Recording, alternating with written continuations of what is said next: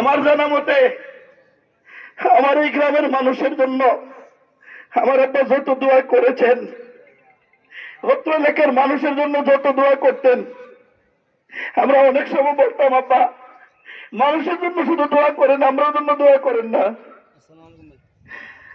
আমরা শুধু এই কথা বলতাম, আমার বাবা আপনাদের জন্য নিবেদিত প্রাণ ছিল।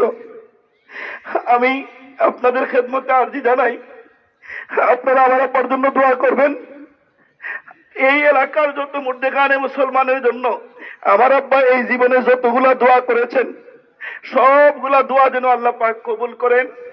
এই দোয়াগুলার ওসিলাই অত্র এলাকার সকল মাইয়েতগণের কবর গুলা যেন জান্নাতি কবর আল্লাহ বানায় দেন।